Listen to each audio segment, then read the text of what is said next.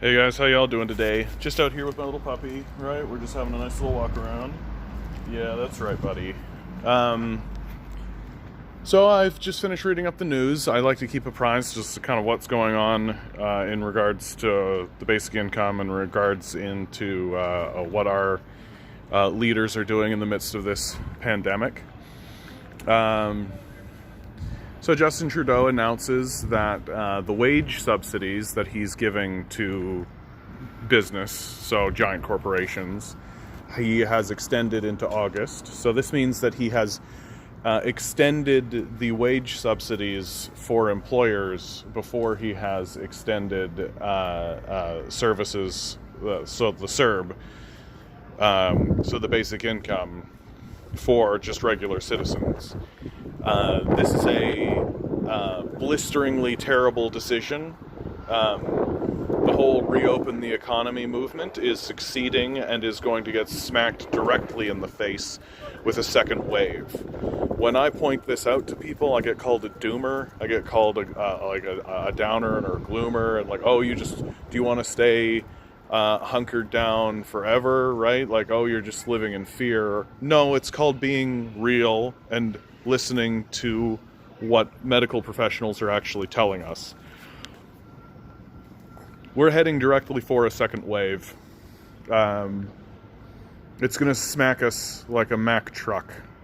We're going to have a month here where, things have plateaued, there's only 350 deaths a day now. 350 new cases a day now. Well, down in the States, it's 350 deaths a day and more. We're doing everything we can. Yeah, for sure. Like, what's going to happen here? What's going to happen here is that we're going to put teenagers back to work because they're going to run out of money, right? Once the CERB ends and we're all told, oh, this is a temporary program, right? Once that all dries up, and people are forced back to work in the middle of a pandemic, instead of doing the exact opposite, which is that we should be pulling less and less people, we should be shutting down more services, should be shutting down these things in the midst of this pandemic. Instead of that, we're going to do exactly the opposite. We're going to ensure that more people put themselves in danger. We're going to ensure that more people, and it doesn't matter what policies your corporation enacts. It's almost completely irrelevant, because eventually there will be a moment where people are lax. Eventually there will be one person who decides, this one time I don't need to go out there with gloves, this one time, the mask one time, it doesn't matter, right? This is how the second wave occurs, is that we just kind of get lax about things and we kind of forget, and we begin to normalize it. We begin to treat it like it's all fine and dandy. And we know the comparisons between the COVID-19 virus and the Spanish influenza, I think, are tight. And the Spanish influenza shows us pretty clearly that we're due for a second wave, and the places who loosen up the way that we're loosening up, the way that we're forgetting that we're in the midst of a pandemic, the way that we're forgetting that we're dealing with any of this, is just inviting a second wave. The only piece of good news that I've seen thus far is that there's an article actually written, a decent article, I wouldn't say a good article, but certainly a decent article, that's in the Globe and Mail right now, that is investigating and dwelling and musing on the idea of a basic income. This is actually a major success for the basic income movement, to get an article like this in the Globe and Mail that traditionally would be against something like the basic income. That the basic income is traditionally something that, because the Globe and Mail is owned by David Thompson, who's the wealthiest man in Canada, a literal baron. Nobody seems to know this. He has every reason to want to be against a basic income, because he wants wage slaves, right? That's how he maintains his fortune. That's how he maintains his status and his privilege and his wealth, is by getting everybody else to do his work for him. And he does that because his father was a baron, and his grandfather was a baron, and so they're literal monarchs who are just sitting on hereditary capital that they can then trickle out, as long as that trickling out results in more money for them. Okay, buddy, come on. We're going back in. And so it's in this way that... So it's very surprising and it's very uplifting. Hey, come on.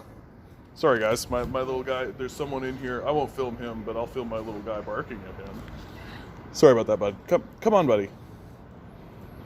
Good boy. So it is uplifting to see that the Globe and Mail is now even dwelling on this idea. I feel like when you read the article, there's a touch of misreporting, but it's pretty clear that what they did is they just grabbed someone who was sympathetic to the cause in the first place, and they said, hey, do some research. And so they took, a week, and they did research on it, and they just took sort of the conservative sites and the conservative perspective at face value, instead of digging a little deeper. So, for example, the article actually quotes the $44 billion price tag that the Andrew Scheer conservatives support, which, of course, that number is considerably lower once you actually account for folding in other programs and things like this, which is economist Evelyn Forget has pointed out. The article doesn't actually go into the work of Evelyn Forget, who is, in my view, the most prominent economist on the issue. And this is pretty standard fare for conservatives and conservative outlets, right? They're happy to talk about the issue, but they're not going to actually go talk to the experts, right? They're not actually going to go talk to the people who are actually doing the work and who are actually supporting the policy. Like, they're not going to go talk to Guy Standing. They're not going to talk to Evelyn Forget. There's a very brief blurb about Hugh Segal and Hugh Segal's support, which is wonderful because Hugh Segal is the conservative senator who is responsible for the recent letter of support from the Senate, which I think, in my view, it's very telling that a letter of support came from the Senate, and the Liberals aren't actually taking that seriously. They're not actually listening to that. Because the Liberals are trying to thread that needle, right? They want to sell the society back to wage slavery. That's where they're interested in. They're not interested in letting the society free itself from wage slavery. They're not interested in allowing people to investigate the world freely without having their time wasted by corporations. That's not how the Liberals are thinking about this, and it's obvious that they're trying to thread a needle of support between the people who deny that wage slavery is real in the society and the beneficiaries of the wage slave society, right? Like, I've talked to plenty of people whose lives are literally wage slavery, like, literally, and they refuse to acknowledge that that's the case. They're not even happy, right? They miserably get up, go to work, work a job they hate, right? Their commute is a misery, their job is a misery, every part of their life is a misery. And then when they get home, they look at the thing they want to be doing, and they're miserable because they don't have the energy to pursue it. So their whole existence is this drudgery and this misery that's been inflicted upon them by a system that's designed to sell them into wage slavery. And when you say, like, hey, what you're experiencing is wage slavery and that's illegitimate, and they'll just deny it. I mean, what can you do? So there's signs all over the place, right? There's signs all over the place that while there are people who are sympathetic to the idea of the basic income, they're not willing to fight for it. That would be the Liberals and people who support the Liberals. That there is a weakening even amongst conservatives for the sympathy for the basic income.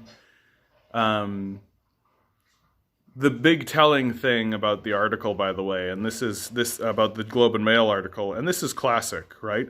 Do not talk about the corporate cash hoard do not talk about the $1 trillion that are hoarded. I shouldn't say trillion, of course, because that's hyperbolic. The last time the number was reported was in 2014, so 6 years ago they had $650 billion. One assumes that the number is well over that now, but they don't talk about that. When they say these big numbers, is 24 billion or 44 billion, oh my goodness, so much money, oh my goodness, they'll just omit completely that, oh, by the way, corporations are hoarding at least $650 billion, just hoarding it. They're not using it, they're just sitting on it.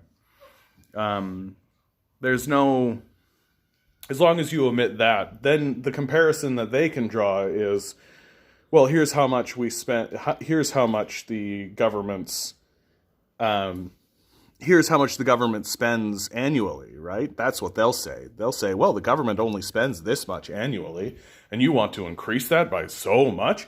It's the exact same argument they used against universal health care.